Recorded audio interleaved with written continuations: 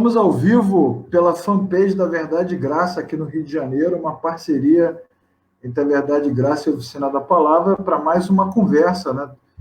Uma conversa relevante para o nosso tempo, uma conversa contemporânea, aberta ao público, para que as pessoas possam pensar, ouvir e discutir sobre teologia, sobre a vida, sobre o tempo. E hoje a gente tem a presença ilustríssima do Dr. Paulo Romero, uma das pessoas mais admiráveis que eu já conheci na minha vida.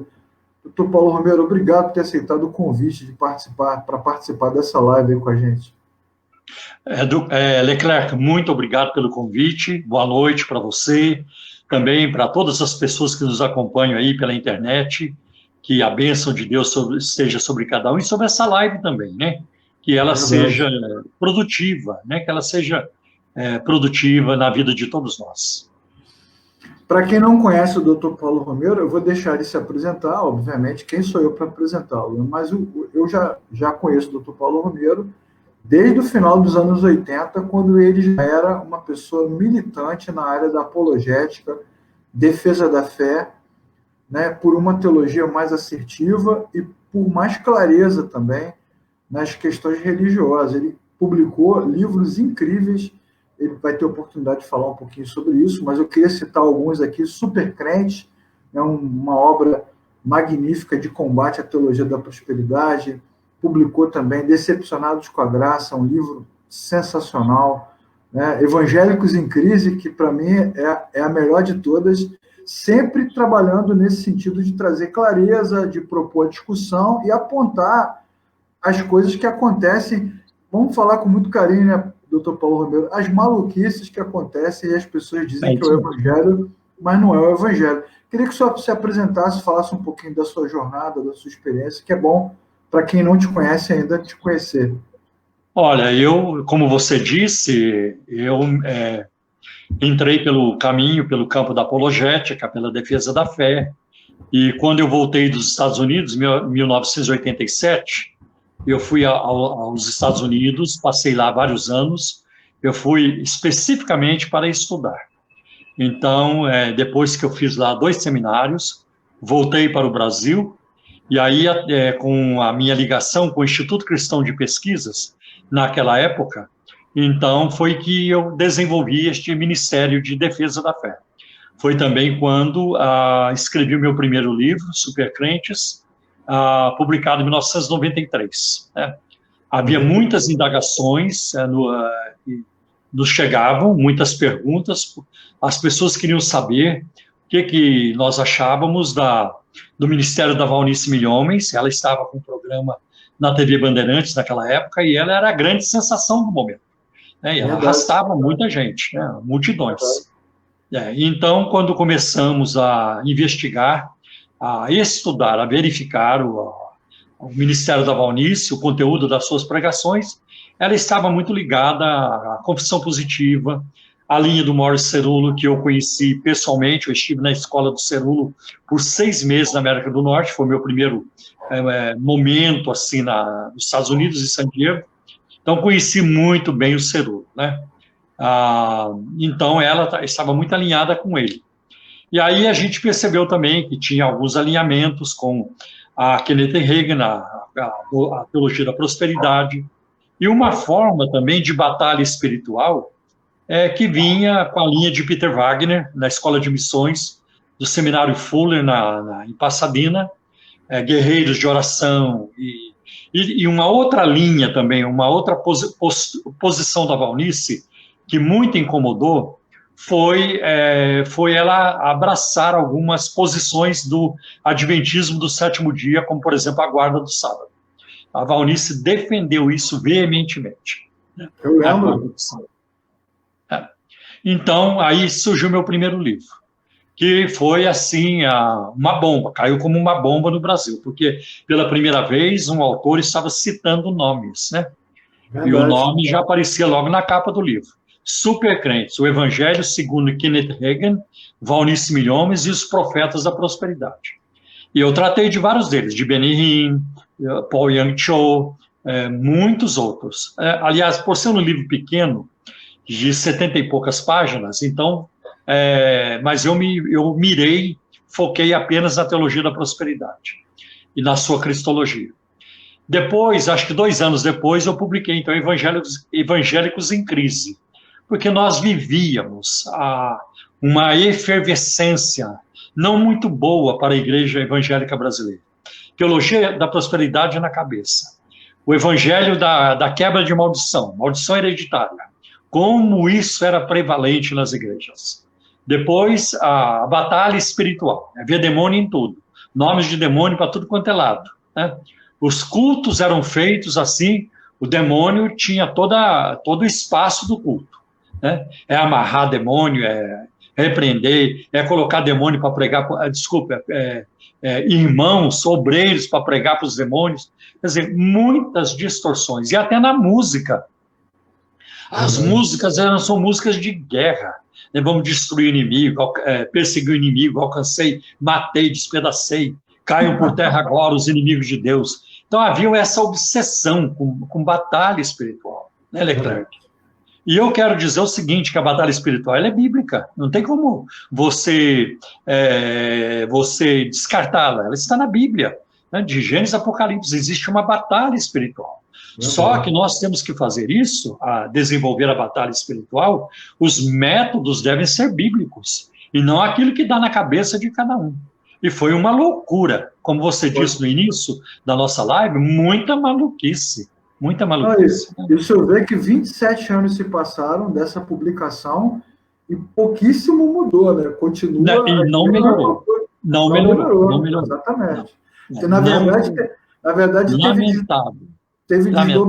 teve desdobramentos, né? Novas teologias, novas doutrinas, é impressionante.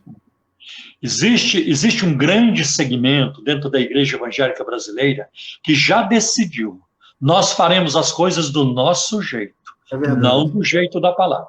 Nós temos o nosso jeito, e é o nosso jeito que importa, e o nosso jeito é o certo. Mas a Bíblia diz assim, não, essa é a sua forma de pensar. Nós temos o nosso jeito. Né? Então, que existe uma insubmissão, deliberada em relação à palavra de Deus. Não obedeceremos. Inclusive, vou pegar isso aí que o senhor falou agora, porque a gente vai falar disso depois na live, mas diante desses últimos acontecimentos envolvendo as igrejas evangélicas, surgiu um movimento na internet, na rede, de crítica, né, muito forte às igrejas evangélicas, aos pastores, né, às lideranças, uma crítica muito grande. E aí agora está surgindo um movimento de defesa, do tipo assim, você não concorda com a igreja, então muda você, sai da igreja. O que comprova isso que o senhor acabou de dizer, uma insubmissão às escrituras e uma incapacidade de reflexão, né, de crítica. Acho que não vai adiantar buscar a credibilidade da sociedade em geral, dos de fora, quando a igreja não tem credibilidade. Não vai adiantar buscar essa credibilidade dos de fora se a igreja não está alinhada com a Escritura, com a palavra de Deus. Né? Porque quando você não tem fidelidade teológica, você não terá fidelidade ética. Você não vai também conseguir se manter no campo da ética. Né? E vários outros aspectos importantes. Então, isso acontece. Agora, eu vejo assim, tem muitas coisas acontecendo, existe uma banda boa da igreja, mas ela não está na visibilidade. Né? Infelizmente, tem um cachorro latindo aí. Tem. É coisa de live, né? Tem cachorro latindo. A Bíblia diz que os cães ficarão de fora. Como é que está aí? Pô, já estava vendo a CNN aqui, o cara reclamou, desculpa que tá passando o carro do ovo aqui, ao vivo na televisão, não tem jeito. Tá.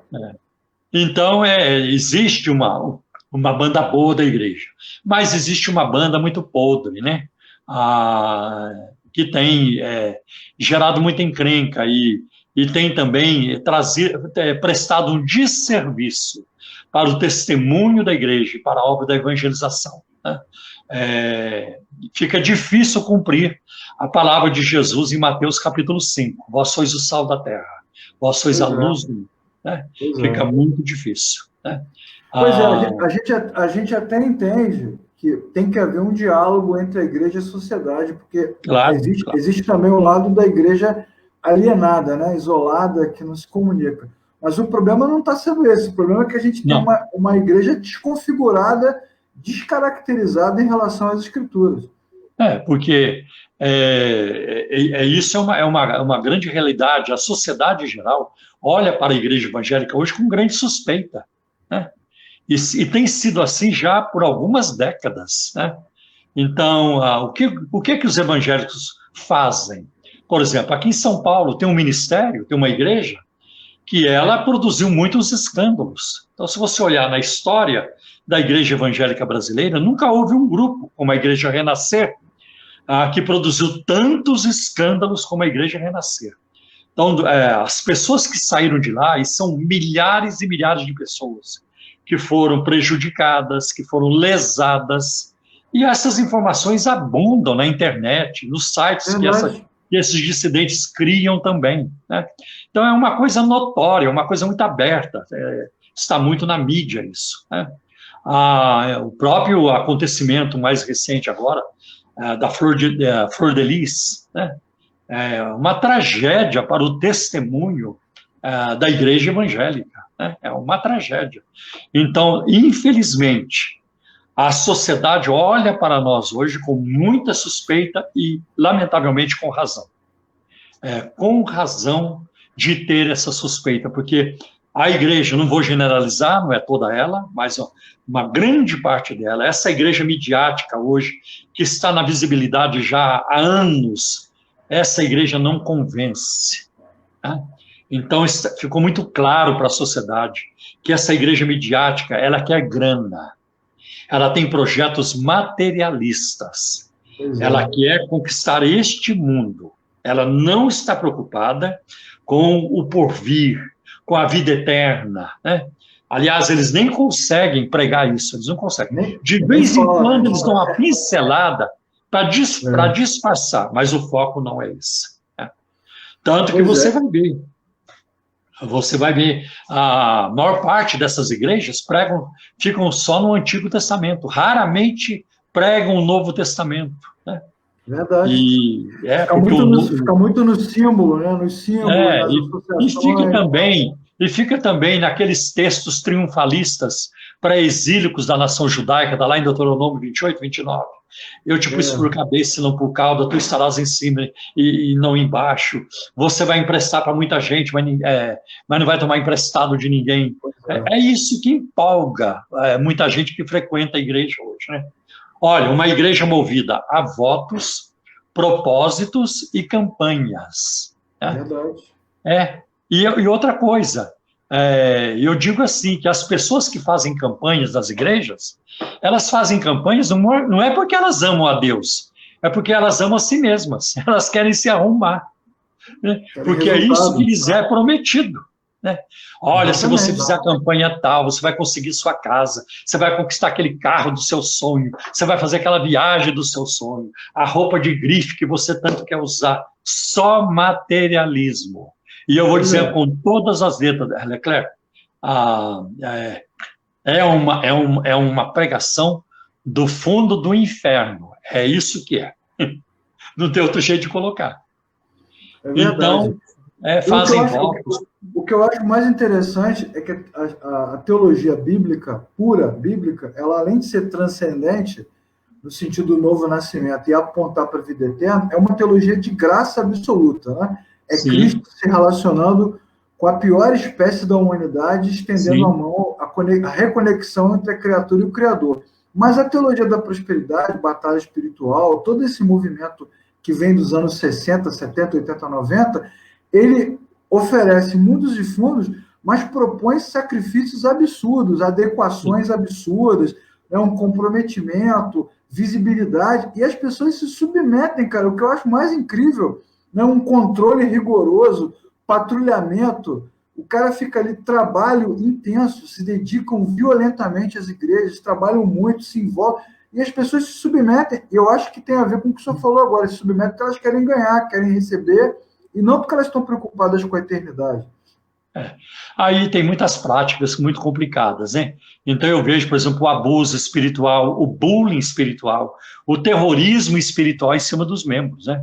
Se Pois alguém, é, por exemplo, comunica ao pastor, eu vou congregar em outro lugar, irmã, a mão de Deus é pesada. Você não sabe o que você vai colher. Você vai ficar sem cobertura, né? E cobertura não é um conceito bíblico, não é bíblico. exatamente, exatamente. É um termo para manipular as pessoas, para manter as pessoas debaixo do seu controle, né?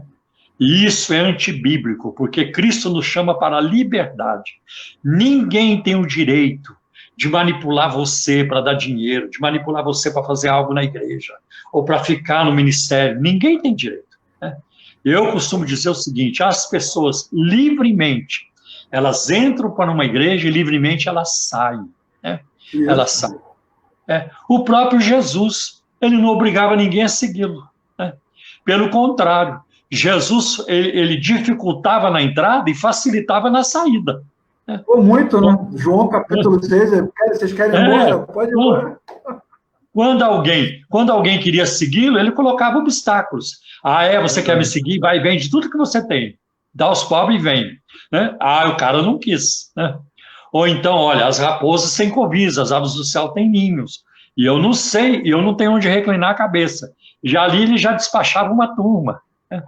Então, Jesus dificultava na entrada, mas ele facilitava na saída. Ele A gente, nunca obrigou ninguém a seguir. a gente fez uma live aqui com o Marco Cico, que é do Evangelho Negociável, né? Não sei se o senhor conhece, a gente falou sobre teologia da prosperidade. Esse movimento vem da década de 1950, do século XX. Nós estamos aqui 70 anos depois discutindo o mesmo problema. Você vê que como esse tipo de mensagem, ainda que maligna e confusa e humanizada, ela tem uma aderência enorme nas pessoas, é incrível. Vai muito mais além, Leclerc. Isso tem raízes lá no gnosticismo, né, lá no princípio da igreja. Isso passa pela ciência cristã, no século XIX, na Nova Inglaterra, nos Estados Unidos, tá? E uma grande influência de Mary Baker Eddy. Isso passa por Essek William Kenyon, que foi um pastor batista na América do Norte, e ele estava muito alinhado também com uma obra, a obra principal da Mary Baker Eddy. E quando Kenyon ele morreu em 1948, ele pediu para a filha dele publicar os escritos dele, e ela publicou. E depois que ela publicou as obras de Kenyon, o Kenneth Hagin pegou as obras de Kenyon e plagiou, né? Então, por exemplo, o nome de Jesus é um plágio. Este livro de capa cor de abóbora, que a Graça Editorial publicou, né? E que é muito badalado, né? E que o R.R. Soares elogia muito, isso é um plágio. E está cheio de heresias, né? Verdade, Você encontra uma heresia depois da outra. Por exemplo, uma delas é dizer, né, que na cruz, Jesus ele assumiu uma natureza diabólica. Satanás ele assumiu uma natureza diabólica na cruz. E isso não é nem heresia, isso é pior, isso é blasfêmia, né? Então a gente vai encontrar várias situações no livro, né, em que não bate com a Bíblia, contraria a palavra de Deus. Agora você imagina a quantidade de pessoas no Brasil que já leram este livro, estão lendo este livro e outras obras que são contrárias à palavra de Deus. Lamentável. Aqui no Rio de Janeiro, a gente teve uma retomada dos ensinamentos do Kenneth Hagin nos últimos 3, 4 anos, com uma igreja grande que explodiu aqui, ensinando pra caramba. O senhor como nosso mestre, né, a gente segue esses livros, essas obras. Aproveita esse momento que o senhor fez esse recorte, para quem está nos assistindo e vai assistir depois, define aí para a gente as diferenças entre heresia e blasfêmia, porque se fala tanto disso e as pessoas não entendem, às vezes, a dimensão do conceito. Olha, blasfêmia é você voltar-se contra Deus, né? Deliberadamente a afrontar a Deus, né? Essa é uma blasfêmia. Atribuir também ao diabo as obras de Deus, essa é uma forma também. Então, agora, uma heresia é uma distorção na verdade, pode ser uma ligeira distorção, né? A heresia tem a ver com divisão, né? O termo aparece no livro de Atos, Haireses, então ela é um ensino que ele está abertamente contrário à palavra de Deus, né? Então essa é uma heresia, tá? Então a gente viu tudo isso acontecendo, né? Então essas coisas são muito antigas e de vez em quando elas retornam novamente, como você disse, né? Então falta aqui. O senhor citou o R.R., logo depois dessa obra aí, Supercrentes, o senhor publicou um trabalho falando desse tema, que é o Decepcionados com a Graça, não é verdade? Sim, eu fiz uma pesquisa especificamente para a minha tese de doutorado sobre a Igreja Internacional da Graça de Deus. Então, eu passei a conhecer a igreja por dentro, eu fiz pesquisas lá dentro, eu entrevistei pessoas, eu participei muito dos cultos, né? É muito interessante, tá? E documentei. Então, essa é a minha tese de doutorado, que eu defendi no ano de 2004 na Universidade Metodista de São Paulo, né? Olha, Decepcionados com a graça. O que aconteceu? Surgiu no Brasil, né? Surgiu no Brasil com essa pregação triunfalista, né? De que nós vamos arrebentar, nós vamos arrebentar a boca do balão, nós vamos conquistar, nós vamos ficar ricos.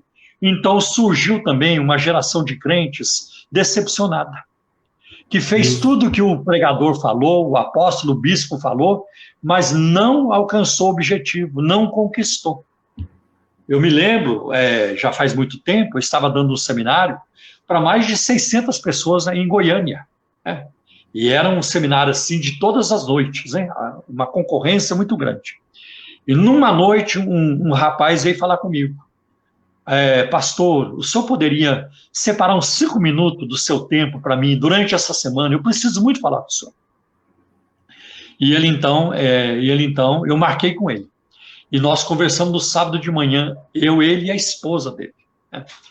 E ele estava contando o drama que ele estava vivendo, tá? Ele fez todas as campanhas numa dessas igrejas aí, picaretas. Ele deu tudo que ele tinha, ele deu uma casa, depois ele deu o carro, ele deu dinheiro da poupança, ele deu tudo com a promessa de que na semana seguinte ele ia receber 100 vezes mais. Tá?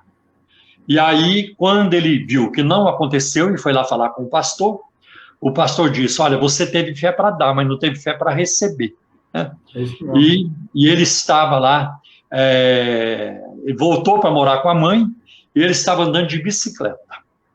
Então, eu direcionei para uma igreja em Goiânia. Eu me lembro o nome do pastor Vanderlei. Eu encaminhei aquele casal para aquela igreja e disse: olha, esse casal está passando por isso, e eles precisam reconstruir a vida espiritual. Decepcionados. Então, essa pregação triunfalista causou muitas decepções, tá? Porque nem todos vão ser curados, pode ter certeza disso, nem todos serão curados, como nós não temos informação de que Timóteo foi curado. O profeta Eliseu morreu da enfermidade que ele tinha, ele não foi curado, tá? Então, não há promessa na Bíblia de que Deus vai curar a todos. Sim, um dia Deus vai curar a todos, eu não tenho dúvida disso, na ressurreição. Aí todos ressuscitarão saudáveis, né? Aleluia. Ninguém vai ressuscitar careca, ninguém vai ressuscitar banguelo, aleijado, cego, ninguém vai ressuscitar. Né? Então, na ressurreição, o Senhor curará a todos. Né? E é claro, sempre vai ter aquela doença que não há oração que dê jeito. A última, aquela que vai te levar, porque senão você não vai nunca. Então é assim que a Bíblia ela é muito clara, e a Bíblia é honesta, e Jesus era honesto. Então é muito interessante o que acontece em João capítulo 11, quando chega um recado para Jesus: Lázaro, a quem tu amas, está enfermo. Olha aí, é possível ser amado por Jesus e ficar doente. Agora, o papo dessa turma quem tem fé não fica doente. Quem tem fé não anda de Fusca. Quem tem fé não mora em casa pobre e assim por diante.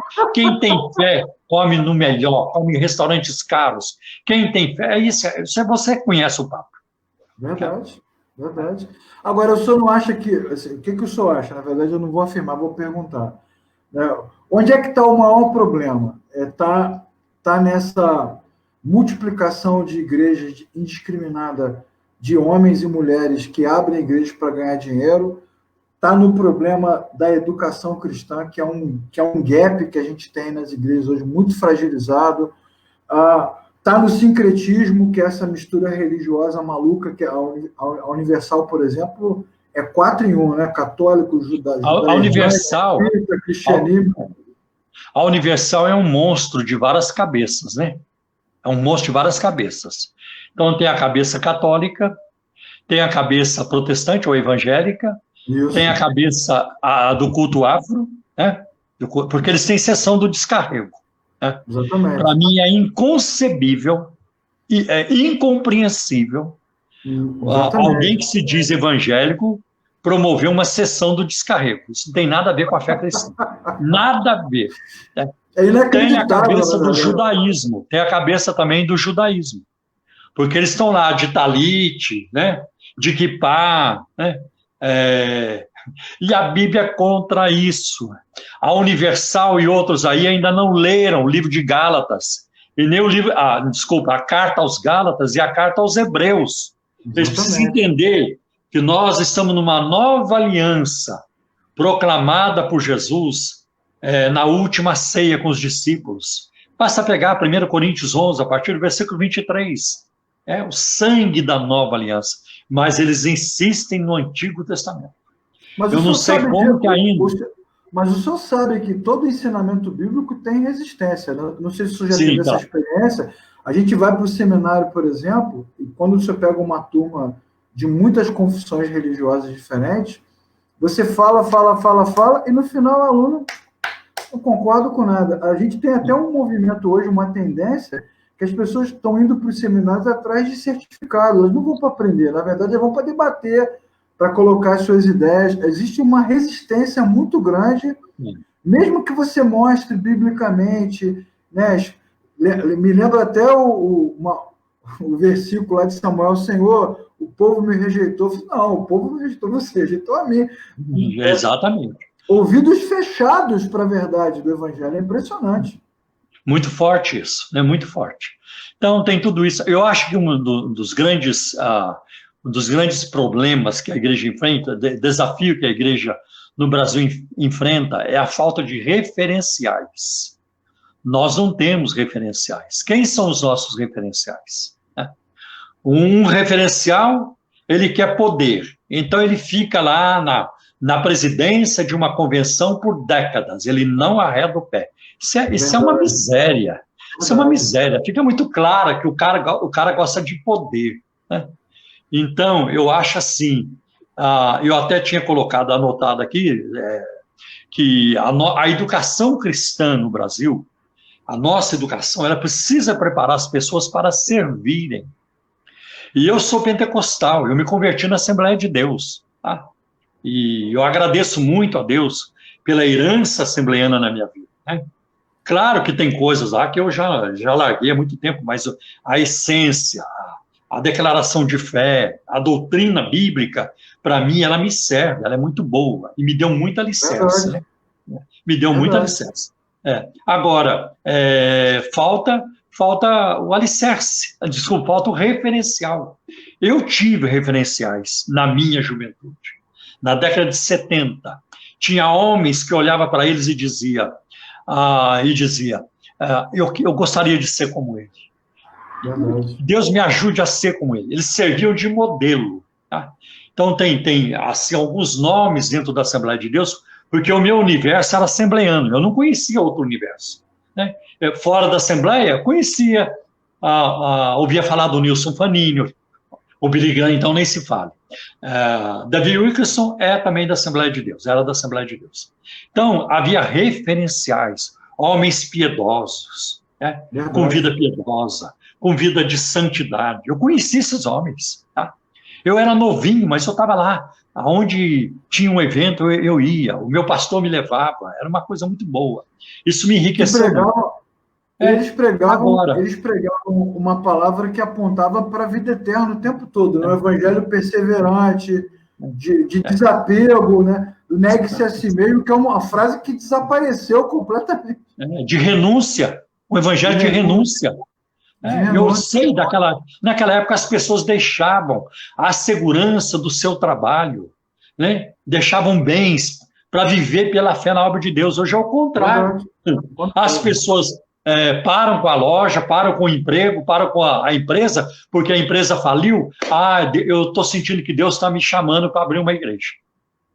Ou então, aquele rapaz, aquele moço, aquela moça, que não consegue passar no vestibular e diz, eu vou fazer teologia, eu vou para o seminário, porque eu creio que Deus está me chamando. Eis aí uma chamada com base na ignorância, no analfabetismo. Tá? Seria o contrário, que seria maravilhoso, Leclerc.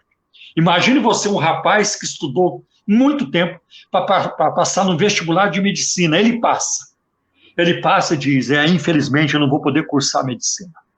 Como assim? Você se esforçou tanto para passar. Deus está me chamando e eu não resisto. Eu não aguento. Deus está me chamando. Aí sim, aí seria bonito. Não porque ele falhou no teste, uma coisa assim no vestibular, mas porque ele passou. Agora eu vou servir a Deus. Isso que é bonito, entendeu? Verdade. Não entrar para o ministério como meio de vida, né? Para se manter através do ministério. Que não seja essa a ideia. O senhor falou da educação cristã, diante desse quadro, né, o senhor citou agora da medicina, eu lembrei logo do Martin Lloyd Jones, né, que abandonou a carreira para se dedicar à pregação da palavra, se tornou um dos maiores pregadores do século XX. Sim, ele também teve renúncia. É um contrário desse movimento, né? E boa parte da pobreza da educação cristã, das nossas igrejas, e da educação religiosa também, né, nos dois sentidos, né? A educação cristã que prepara o homem para a vida com cosmovisão e a educação religiosa que prepara a pessoa que vai viver uma vida de devoção, ela está pobre porque, assim, corações vazios ensinando, né? Eles não vêm de dentro, né? Na verdade, a água da vida jorra de dentro. É tudo muito teórico, muito sentimentalizado, coração vazio. O cara está ali por outras questões. Ele nem acredita no que ele está falando. Tem muito disso, infelizmente. Então, falta tudo isso, esses referenciais. Eu não vou generalizar, não vou, porque eu sei que tem pastores que servem a Deus sacrificadamente, que são humildes, que se esforçam. Verdade. Eles não estão na visibilidade, eles não vão aparecer. E eles estão sofrendo com essa realidade que a gente está vivendo. E esses são os verdadeiros heróis. Esses são os verdadeiros heróis. Tá? Mas existe hoje, tirando essa parte boa, né, existe hoje uma safra muito ruim de pastores, né? De homens mundanos, de homens que vivem no adultério, que vivem na mentira. Se você olhar para o mundo gospel, é um mundo muito podre, né? É um mundo muito podre. O mundo dos cantores, né? Também não vou generalizar, mas é um mundo muito podre, né? Lamentável, né? Então, o nosso testemunho hoje como igreja está tremendamente comprometido. Por isso que nós vivemos hoje uma crise de conversões, né? Uma crise de conversões, né? Então, e a falta de discernimento é enorme, né? Só porque um político, ele falou alguma coisa, né? Olha, ele já está salvo e tudo isso, não tem nada a ver, não tem fruto de arrependimento, está cheio disso, né? Então, eu lamento que isso esteja acontecendo, né? Agora, imagine você, a nova geração de pastores que vai surgir nesse contexto será pior do que a atual. Será pior. Porque eu vejo, por exemplo, hoje, alguns pastores dissidentes da Universal, do Reino de Deus, que são piores do que eles que estão lá. São piores. Incrível, não? porque o aprendizado... Porque o referencial não serve. A escola... À luz da Bíblia, o referencial não presta, não serve. Né? Então, eles vão reproduzir aquilo que viram e vão ser pior ainda, porque eles vão mais além ainda. É muito abuso, é muita coisa ruim, infelizmente. Que Deus tenha misericórdia de nós. Que Deus tenha misericórdia. Eu queria saber do seu feeling. Assim, o senhor acha que o nosso caminho no futuro ele é bíblico no sentido de ter momentos... A gente tem na Bíblia assim, momentos de grande podridão, dificuldade, escuridão, silêncio, como a gente tem lá o início do livro de Samuel, tragédia, derrota, desgraça, silêncio de Deus, e de repente você tem um movimento e Deus levanta Samuel e começa um avivamento, ou o senhor acha que vamos de mal a pior, já pensando escatologicamente no tempo do fim? Qual é o seu fim? Olha, eu acho assim que as nossas crises, as nossas dificuldades, as nossas tragédias, Deus usa essas coisas para fazer maravilhas. Foi assim no Egito, foi assim nos dias de Josias, né? O livro da lei estava perdido na casa do Senhor por 49 anos. Né? E esperança uma nação tem sem a palavra. Né? E olha que Deus fez maravilhas. Né? Aí você vê no Monte Carmelo, Elias, né? Ele também teve esse momento achando que só ele estava servindo a Deus, e Deus diz, não, tem mais 7.000 que não dobraram o joelho diante de Baal. Né? Então, eu vejo assim, a igreja, no seu corpo visível, né, ela tem defeitos, porque ela é formada de homens e mulheres imperfeitos. Então, a igreja não é perfeita. No seu organismo é visível. Mas o corpo místico de Cristo, a igreja no seu organismo invisível, ela é a noiva sem mácula. Ela é a noiva do Cordeiro. Né? E nós não sabemos como separar isso. Né? Por isso que Jesus apontou a parábola do joio e do trigo. Não queira arrancar o joio, porque se parecem muito. É perigoso arrancar o trigo junto. Né?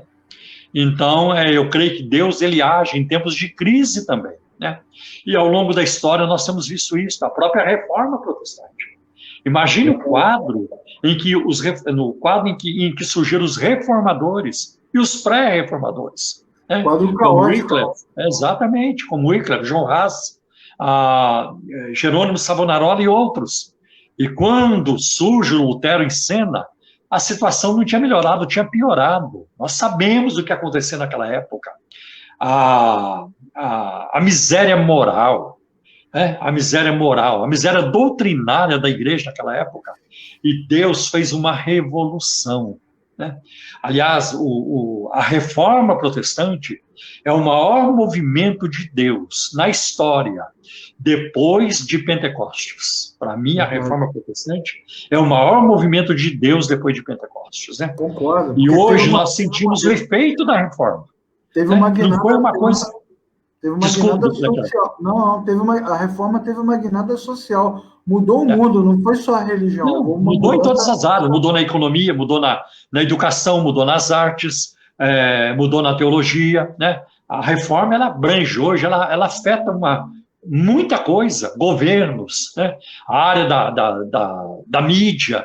Então, nós temos hoje influências da Reforma Protestante. Por quê? Porque essas pessoas estão chegando em cargos importantes na nação, aqui e também fora do Brasil. Né?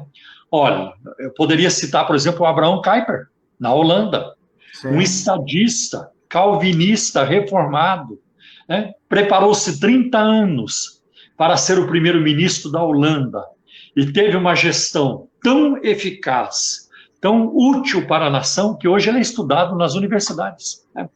Então, é possível sim, tá? Apesar de tudo isso. E isso é uma coisa que vai continuar. Não vai ter jeito. Vai ter um lado que vai ser bom e vai ter um lado, infelizmente, de exploração, de picaretagem, de manipulação, de abuso, tudo isso. Isso vai ter sempre, não tem como... a gente vai ter que conviver com isso. Mas eu vejo também, Leclerc, que tem uma turma no Brasil que está em busca do ensino da palavra de Deus. É menor, mas está. Eu acho que sim. É sempre menor, né, pastor? A turma do caminho estreito é sempre menor. Né? Claro, a turma estreita. São poucos dos que entram, né, Leclerc? Você vê, são 7.000 joelhos que não se dobraram, mas onde eles estão? Elias nem sabia onde eles estavam. Mesmo, por exemplo, se você pensar no primeiro grande despertamento na América do Norte, com Jonathan Edwards, em torno de 1745, a moral era muito complicada, né? Mas com o avivamento as coisas mudaram. Olha, eu vou citar para você um episódio que eu acho muito legal, que aparece no livro de Wesley Duell, O Fogo do Avivamento. Tá? Esse livro é bom Ele pra caramba. Hã? Esse livro é muito bom, bom pra É caramba. muito bom. E ele conta que certa vez, na Inglaterra, numa aldeia chamada Cornwall, chegou uma pessoa, um homem, e ele começou a procurar um boteco para tomar um drink. E ele procurava aqui e ali não achava. Finalmente ele perguntou para um camarada que estava agachado com o chapéu na cabeça, perguntou para ele: moço, que lugar é esse que eu não acho um bar, não acho um boteco para tomar um drink? E aquele homem tirou o chapéu da cabeça, levantou o rosto para ele e disse: sabe o que é, moço? É que há 100 anos passou um homem aqui chamado John Wesley. E depois que ele passou, ficou desse jeito. 100 anos depois, a influência da pregação de Wesley era sentida naquele lugar. Que coisa tremenda e maravilhosa. Né? Maravilhoso. O senhor também publicou Evangélicos em Crise, que vai nessa mesma direção, né? Sim. O que ele tem de diferente das outras duas obras? Olha, no Evangélicos em Crise, eu dediquei um capítulo apenas à teologia da prosperidade. Tem um capítulo sobre questões éticas, por exemplo, né? Onde eu falo da ética rarefeita no mundo evangélico, a falta de ética em muitos ministérios. Né?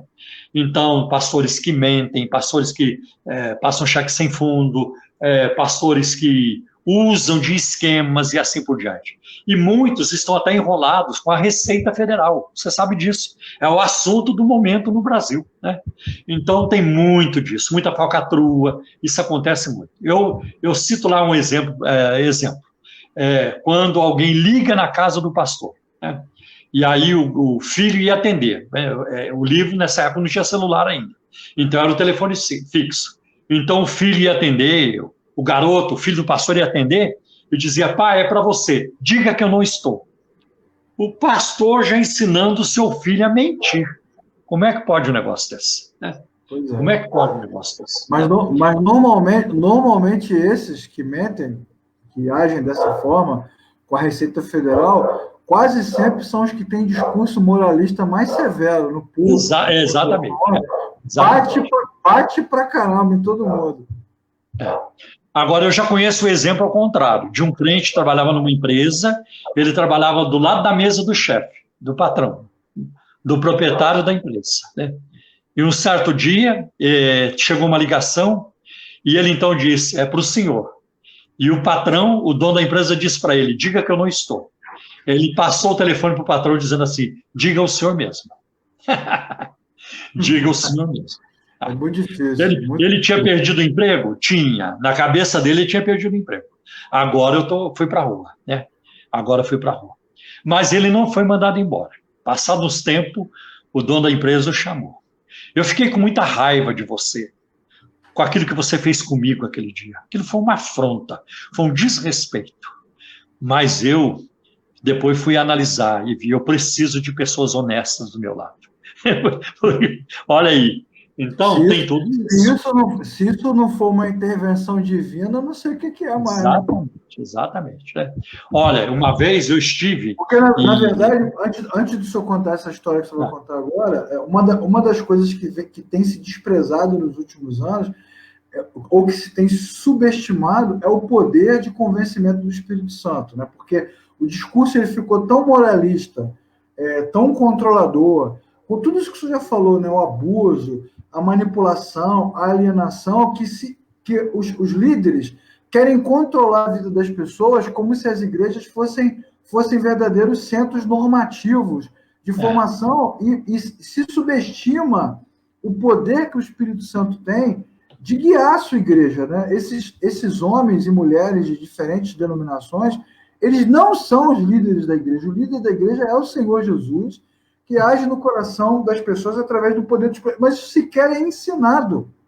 Isso sequer é discutido. Quantas igrejas, pastor, acabaram com a escola bíblica? Exatamente. Multiplicaram esses pequenos seminários aí que não servem para nada. É só para formar liderança para a própria instituição, né? Gente que vai vestir camisa da própria instituição, mas os caras sequer conhecem a Bíblia. Eu não sei como é que isso tem sido a sua experiência, mas a cada ano que passa, os alunos que vêm para estudar teologia no seminário conhecem menos a Escritura, tem uma experiência mais incipiente na fé, sequer sabe se nasceram de novo. Eu me lembro de uma aula que eu dei há uns 5 anos atrás sobre o novo nascimento. Quando acabou a aula, a turma estava em silêncio. Os alunos falaram assim, pô, nem sei mais se eu nasci de novo. Porque o cara não tem nem certeza. Eu vou dizer para você, nós não estamos longe de um tempo em que os crentes, a maioria, não saberá mais o que está em João 3,16 ou no Salmo 23. A maioria não vai saber mais. Concordo. Porque há, assim, uma total desconexão com a Bíblia, né? Um afastamento terrível da Bíblia. E então há muita superficialidade, né? É uma igreja hoje, uma grande parte da igreja preocupada com eventos, em reunir pessoas no evento, mas não reuni-las em torno de Jesus, né? E pior ainda, chegou agora a pregação coach, né? Que tem muita gente abraçando também, que é uma outra, um outro desdobramento aí da teologia da prosperidade, do evangelho da autoestima, que o Robert Schuller pregava na Califórnia, lá em Garden Grove, na Catedral de Cristal, o evangelho da autoajuda, né, e assim por diante. Então, o evangelho genuíno, o evangelho puro e simples como ele é desconhecido de grande parte dos cristãos hoje. Eles não sabem. A maioria dos crentes hoje nunca ouviu falar, nunca ouviu uma explicação sobre justificação pela fé. O que é ser justificado pela fé? Ou o termo expiação. Também é muito difícil. Nada. Estou falando, você fala disso no seminário, parece que você está falando uma coisa de outro mundo. Não, você está falando em seminário, e fora dele é pior. Estou falando do seminário, que é a liderança. Eu estou pegando assim, é essa turma que vai formar o restante.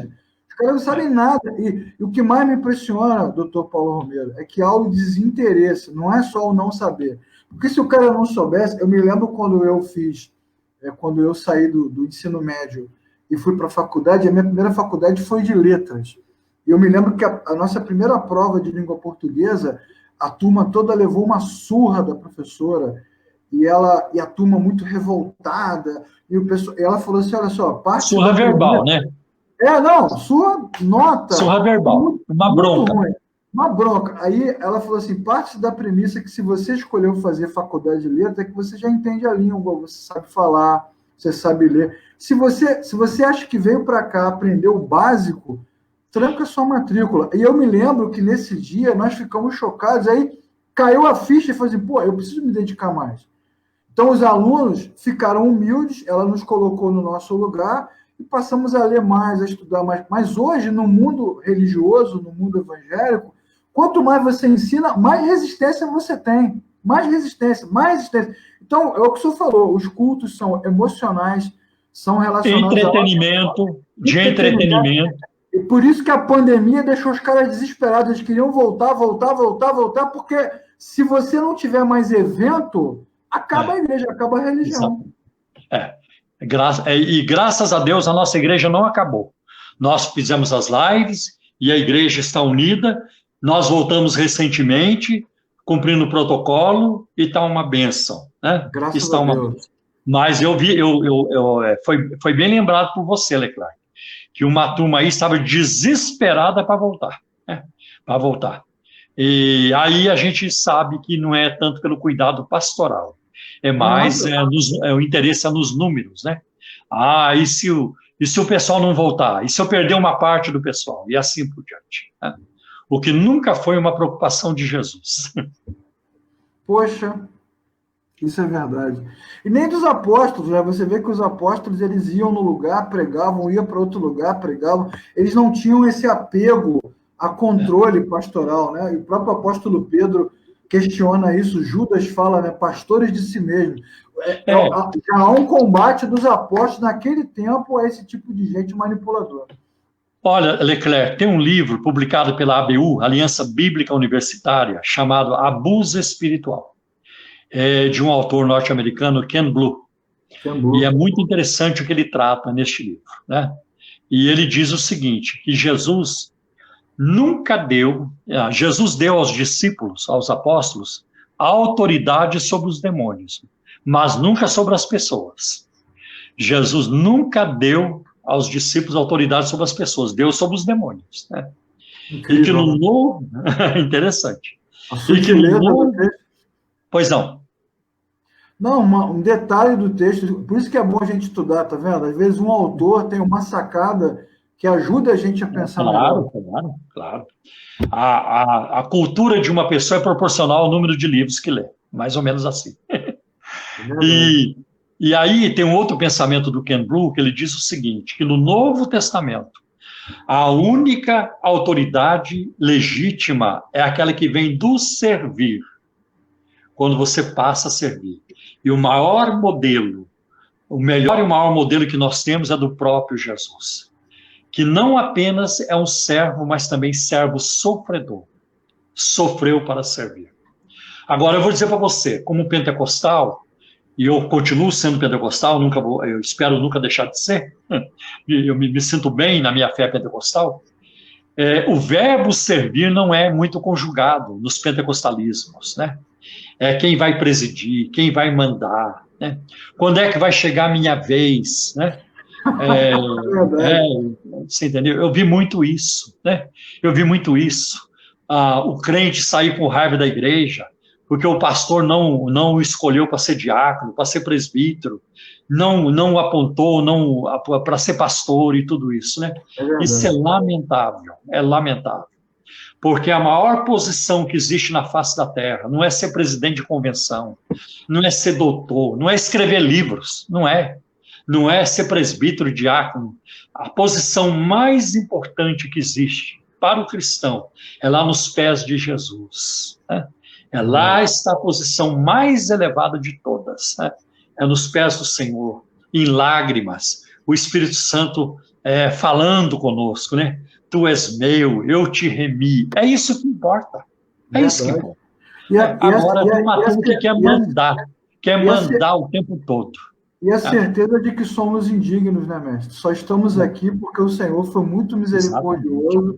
Então, servir ao Senhor é uma grande honra. Quem diria que nós poderíamos chegar a esse ponto de servir a Deus, de empunhar a palavra de Deus? Isso não nos cabe, né? Não está ao nosso alcance. O senhor acha que com essa realidade que a gente tem hoje, escândalos como o da Flor de Lis, na igreja, na política, né, nos governos do Rio de Janeiro, São Paulo, outros lugares do Brasil, essa questão que envolve o dinheiro aí do perdão, né, que está rolando no Congresso, o senhor acha que a gente tem uma tendência de declínio na igreja evangélica brasileira? Isso vai fazer com que o brasileiro tenha mais ainda resistência à pregação do evangelho? Olha, na década de 70, 80, a Igreja Católica, ela perdia muita gente para os evangélicos, perdia muita gente. Eu tenho guardado comigo reportagens do jornal Estado de São Paulo, onde tem reportagem dizendo que era uma média de 600 mil pessoas da Igreja Católica que deixavam o catolicismo e iam para as igrejas evangélicas. Tá? Depois, com o passar do tempo, esse fluxo foi diminuindo, né? E agora as reportagens de vários anos aí atrás apontavam que muitos estavam indo para o espiritismo, né? Por causa da falta de testemunho dos evangélicos, né? Então havia muita encrenca, já tinha os escândalos aí sendo ventilados pela mídia, então esse fluxo foi diminuindo, né? Então isso atrapalha com toda certeza, atrapalha. Por isso que nós vivemos hoje uma crise de conversões, né? Eu sei o que é a conversão, eu sei, eu vivi isso, né? Já vai para 50 anos, né? 49 anos, eu sei o que é a conversão. Eu sei como era a pregação sobre a conversão na década de 70, eu sei como era, tá? Eu vivia isso, eu estava lá no meio, né? Lá no meio. Então, os pastores diziam, você precisa receber, reconhecer, crer em Jesus como único e suficiente Salvador. Que a nova vida em Cristo, ela traria uma mudança para nós. Me lembro de um amigo meu, do Mackenzie, o professor Clóvis Falcão, ele deu uma palestra para nós, ele disse o seguinte: se o teu presente não é diferente do teu passado, você precisa se converter. E hoje os crentes não estão preocupados mais com isso, né? É como alguém já disse, não é mais conversão, é adesão, né? É pertença. E alguns entram até para a dupla pertença, né? Então eu vou na igreja evangélica, mas eu vou um pouco também no espiritismo. Eu vou na igreja evangélica, mas eu vou um pouco também no terreiro e assim por diante. Então ou na Seixinoe. Então tem muito disso. Agora, precisamos de conversões. Sem conversão não há solução. Conhecer a Cristo, ter um encontro de salvação com Deus através de Jesus Cristo, nada supera isso e nada substitui isso. E tem outra coisa, Leclerc, que a conversão causa em nós: fome da palavra, sede da palavra. Isso aí eu vi muito ao longo da minha vida. Hoje eu não vejo. As pessoas se convertem, logo elas já voltaram para suas atividades no Facebook, no YouTube, na televisão e assim por diante. Não vejo aquele rompimento com o pecado, com aquela vontade de fazer a vontade de Deus, você entendeu? Eu vejo pouco entusiasmo pelo Senhor, né? Então, e é claro que a conversão, ela ela não tem como base a emoção, é a palavra de Deus, é a ação do Espírito. A emoção está envolvida? Está. A emoção não determina, ela acompanha, mas ela não determina a conversão. Né? Exatamente. É muito importante isso. Né? Então, tá bom. O que o senhor acha da missão agora? A gente está indo para o final da live, tá bom mesmo? Pô, tá bom pra caramba. Olha, você falou da educação, eu acho que nós temos que educar para a cidadania, né? Para que os crentes sejam bons cidadãos. Temos que educar também para a ética, nós precisamos ensinar caráter, ética para não apenas para a igreja, para os obreiros, para a criançada da igreja, mas a sociedade toda. O Brasil precisa disso. O Brasil é um país comandado por corrupção, por esquemas corruptos há séculos. Né? Então é lamentável que tudo nesse país se faz com corrupção, e ela está entranhada na sociedade. Né? E você então, não tem, os mesmos... Pois não. E você não tem cristãos, como o senhor falou, referência na universidade, na política, no governo, no judiciário, não tem nada. Quer dizer, como é que você vai mudar? O senhor citou aí o John Wesley, a gente poderia citar, né, outros homens da história, o senhor citou a Holanda, citou o Jonathan Edwards, né, a gente podia citar várias pessoas que, através dos séculos, tiveram grande influência. Né? Tem um vídeo aqui no canal do YouTube da Oficina da Palavra, quando o Timothy Keller dá uma palestra na ONU, e ele fala sobre a importância do cristianismo para a humanidade, né? Lideranças cristãs nos governos que lutaram contra a escravidão, que lutaram contra o racismo, que lutaram contra a pobreza, né? Então, na verdade, falta... Vou refazer a minha colocação. As igrejas não preparam as pessoas para a vida, elas só preparam as pessoas para frequentar a igreja o tempo todo. Preparam as pessoas para contribuir financeiramente. Tudo gira em torno da contribuição financeira. Para manter o sistema funcionando, mas não prepara o cara para a vida, não prepara ele para viver. Então, eu tenho um amigo que é missionário, trabalha nas universidades, e ele falou: Leclerc, nos últimos anos, a gente não consegue mais evangelizar os não crentes, a gente fica o tempo todo discipulando os crentes. A gente parou de evangelizar os não crentes para discipular os crentes, porque eles entram na universidade, e foi o que o senhor falou, estão perdidos, eles não conhecem a doutrina, eles não sabem nem se nasceram de novo, então a gente tem um gap de formação. Então, eu esqueci de falar, mas na nossa igreja nós temos escola bíblica dominical 2 vezes no domingo, né, de manhã e à tarde também. Claro que agora nós não estamos tendo presencialmente, fazemos pela live. Mas quando passar essa pandemia, formos vacinados e voltarmos ao normal, que eu espero em Deus que acontecerá, nós voltaremos com as nossas escolas bíblicas dominicais. Uma prática e uma ministração que tem sido, assim, zombada, até por pastores aqui no Brasil, que zombam dessa prática de escola bíblica dominical. Ainda está naquele tempo ainda, de escola bíblica dominical. Né?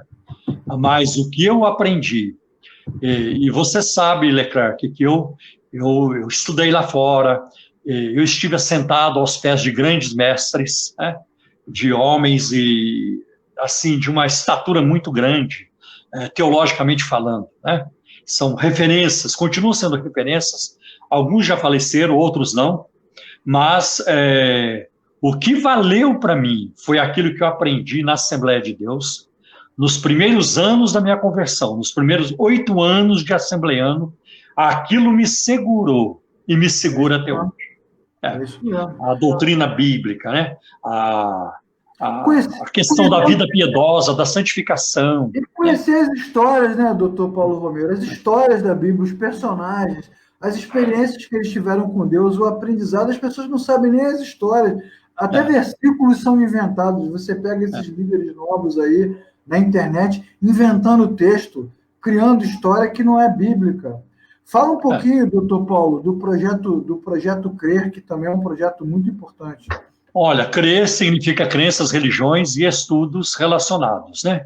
É um ministério que eu, infelizmente, por causa das minhas atribuições no Mackenzie, onde eu lecionei por 15 anos, então eu não pude me dedicar. Eu quero me dedicar novamente à apologética, a publicar meus livros, né? Eu já estou na metade de um próximo livro meu, que espero ano que vem será publicado, e outros projetos que eu tenho. Eu tenho também um projeto de publicar um livro na área de cristologia, então quero muito isso, porque a pessoa de Cristo me fascina, né? Me encanta, me deslumbra. Eu sou deslumbrado com Jesus, né? Então quero escrever algo também sobre ele, né?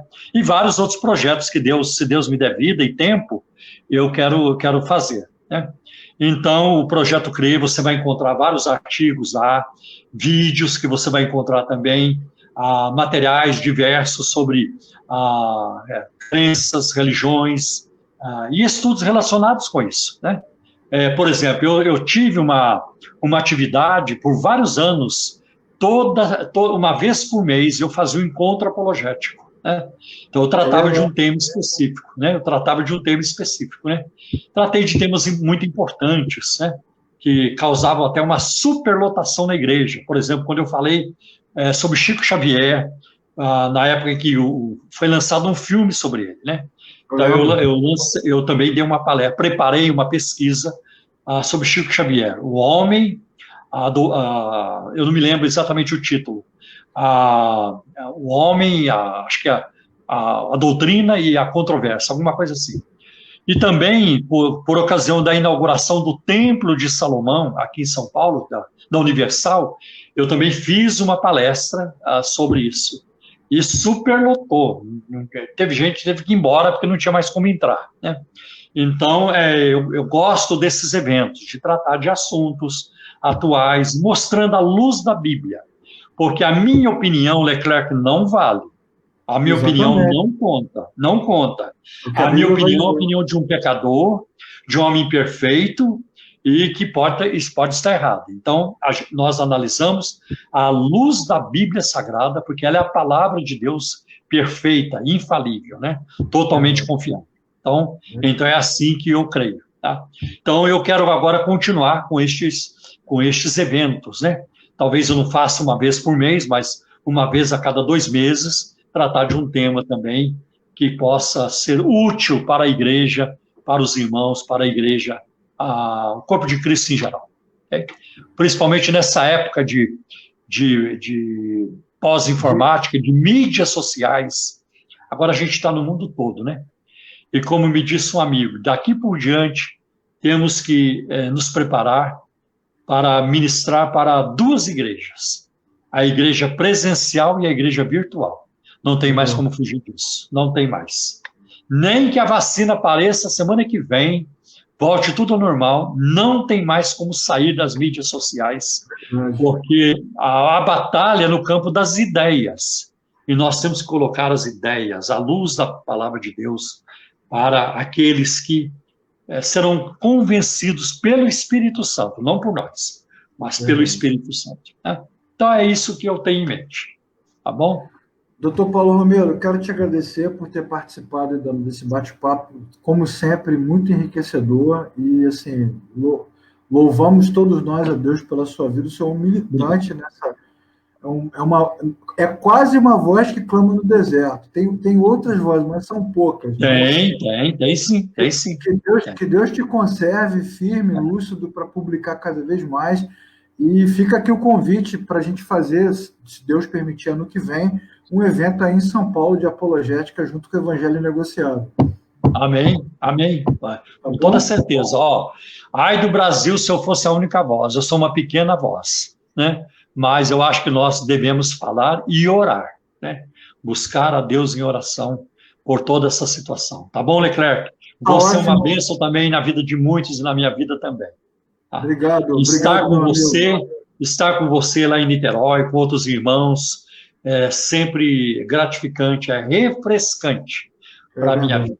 Tá bom? Deus abençoe. Quero agradecer e convidar o pessoal que assistiu ao vivo, quiser compartilhar essa live depois já editada, está aqui, é só se inscrever no canal youtube.com/Oficina da Palavra. Obrigado, foi um grande prazer. Doutor Paulo Romero, um abraço. Um abraço, Deus te abençoe.